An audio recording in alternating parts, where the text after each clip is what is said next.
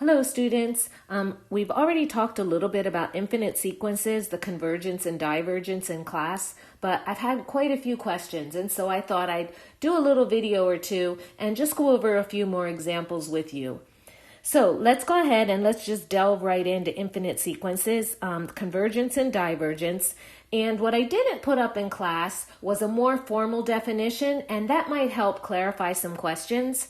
So let me start out with the formal definition for convergence and divergence of an infinite sequence. We say a sequence converges to a real number L if for all epsilon greater than 0, there exists an integer, let's call it capital N, such that the difference between a sub n and L is less than epsilon when little n is greater than or equal to this big N. The number L is said to be the limit of the sequence, and we would write the limit as n goes to infinity of a sub n is L. So this limit definition should look similar to the epsilon delta definition that you see in Calculus 1. Except what's missing is delta. And here's why. When we're talking about infinite sequences, we're talking about behavior of an ordered list of numbers, right? So the infinite sequence, a sub n, can also be thought of as this infinite list of values or terms.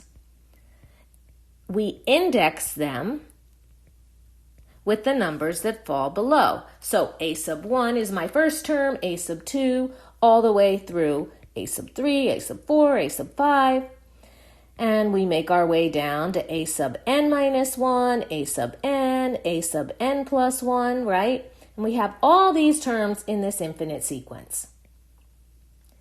N goes to infinity. This sequence goes on forever and ever and ever. And so the idea is this. A sequence we said in class will converge if those terms, as n goes to infinity, if those terms go towards a value, and we'll call that our L value or our limit value.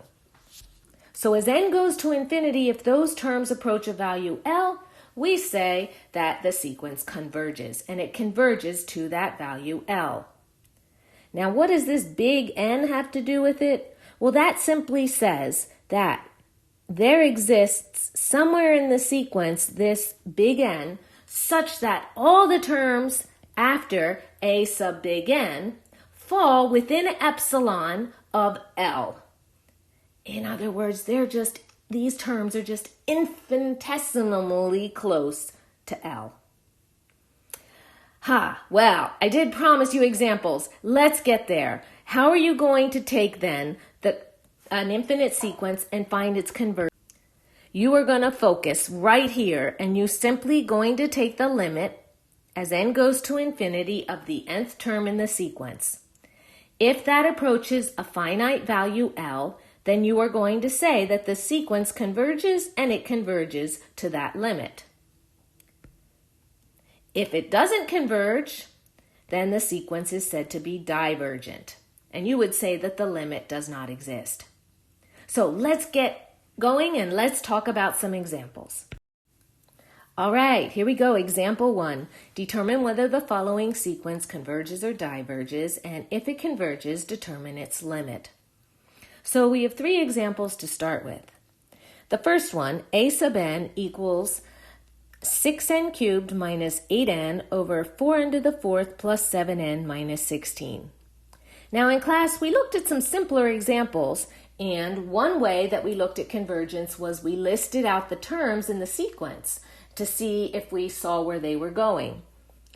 Well, these terms are going to get really messy really fast because this is kind of a complicated rational expression that's defining the nth term. And so instead, we want to use that definition that we just talked about as far as whether a sequence converges or diverges by simply looking at the limit as n goes to infinity. So I'm going to take my nth term, and I'm going to take the limit as n goes to infinity of that nth term, which is 6n cubed minus 8n over 4n to the 4th plus 7n minus 16. Now this is an infinite limit. And many of the rules that apply to continuous functions and limits on continuous functions, as in Calculus 1, will also apply to us. That is, one way to take an infinite limit is to kind of imagine putting infinity in.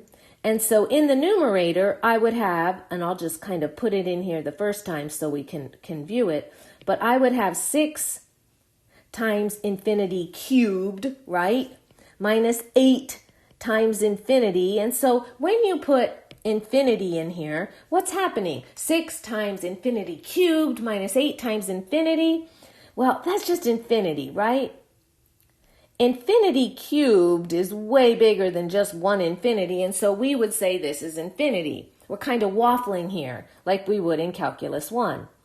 And if we continued and put infinity on the bottom, as in Calculus 1, you would see that you have infinity coming in the denominator as well.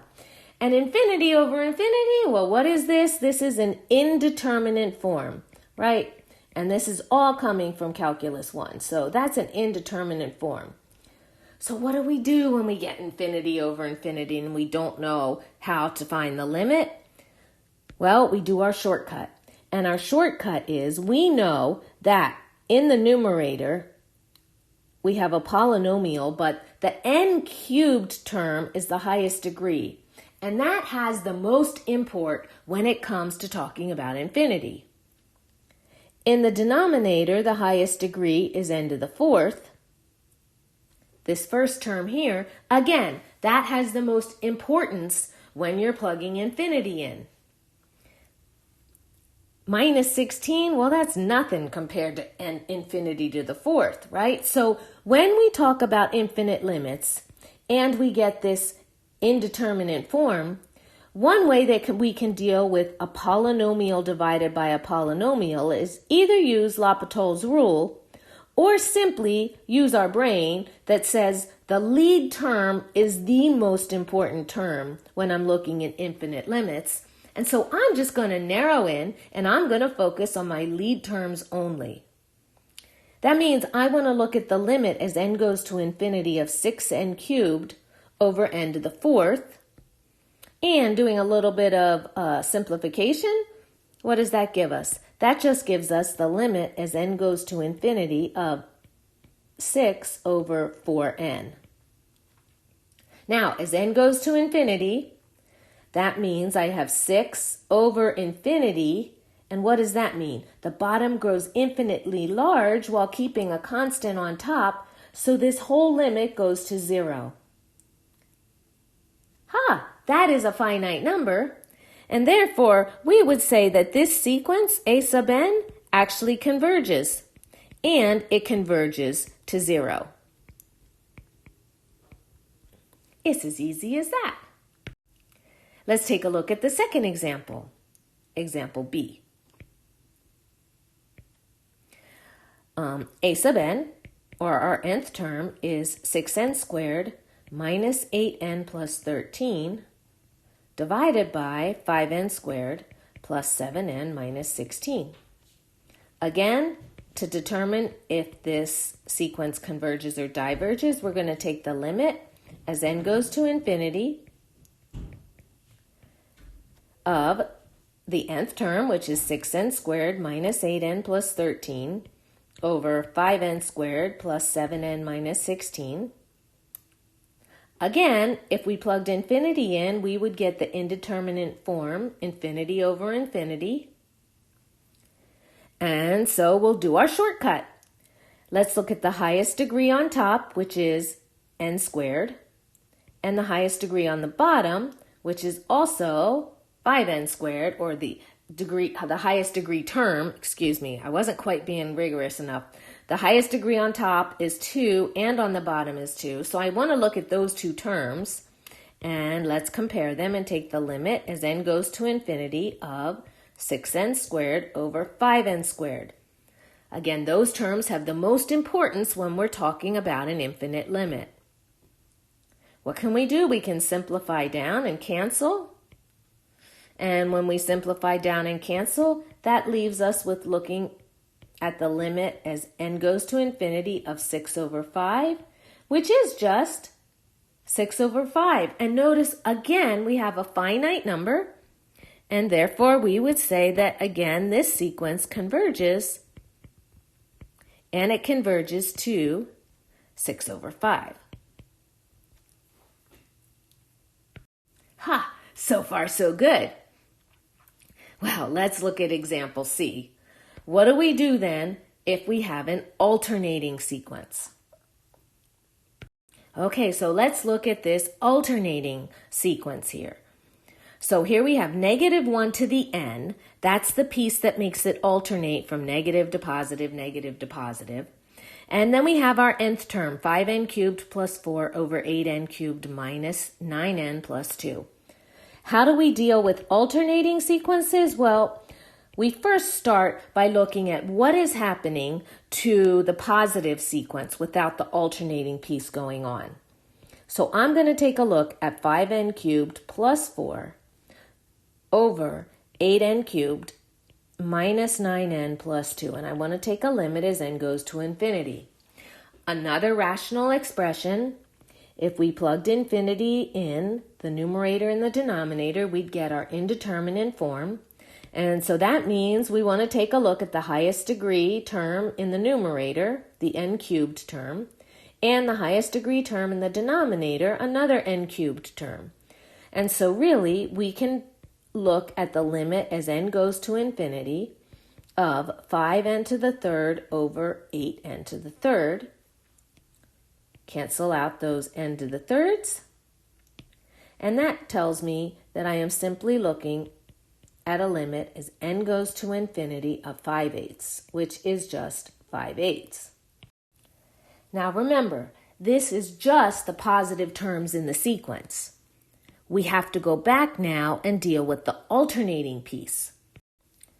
So, in order to kind of get a visual, you know me, I love these visuals, right? I decided that, all right, well, let's take a look at 5n cubed plus 4 divided by 8n cubed minus 9n plus 2. And remember, it's a sequence, so it's a piece of the continuous function, right? It's the piece where we have integer values being plugged into this expression. So I'm not sure exactly where, but let's just say right here would be the value a sub 1, right? There's the value for a sub 1. Down here, a sub 2, right? A sub 2. Here, a sub 3, a sub 4, a sub 5. And notice, what do we say about these values? Where are they heading? Well, the positive values a sub n are heading to 5. And sure enough, right, if you look, you can see these values, right? This sequence, these dots are heading towards a value 5/8. That's my limit of my sequence. But that's only the positive terms. Now let's throw in this -1 to the n. Well, when n is 1, that means I have -1 to the first power, or -1, which means that my value, instead of being up here at 7, should actually be down here at -7. So the first term would not be here, really, if I'm alternating. It's going to be down here. But the second term, when n is 2, that is +1, right? That's my positive term. So that would be up here. That's my positive term. When n is 3, that's negative. So that's actually going to be below the axis down here. Oops, sorry. That's actually too far down, Tina. It's actually closer down here to 1. So it's down here below, right? When n is 4, I'm going to have a positive value. When n is 5, I'm down here. When n is 6, positive value. When n is 7, down here. When n is 8, positive value. When n is 9, that's negative. And so what's happening? Can you see what's happening? My dots actually are staying alternating. I'm going to cross out the ones that are no good anymore, right? So, in fact, if I erase those dots that should be negative instead of positive, what's happening is I have a sequence of numbers that's alternating between negatives and positives, negatives and positives. The positive ones are all heading towards 5/8. The negative ones are all heading towards negative 5/8. They're both converging, but they're converging to different values. So my terms really aren't heading to a single value. They're heading to two different values, and that actually means that this sequence does not converge. It actually diverges. Okay. I don't know if this was helpful at all. I really do hope it answered some of your questions. It was a little longer than I meant it to be, but I'll get some more examples up in another video too. Feel free to go through fast, fast forward me, speed me talking. But anyways, good luck everybody, and I hope your sequence work is going well.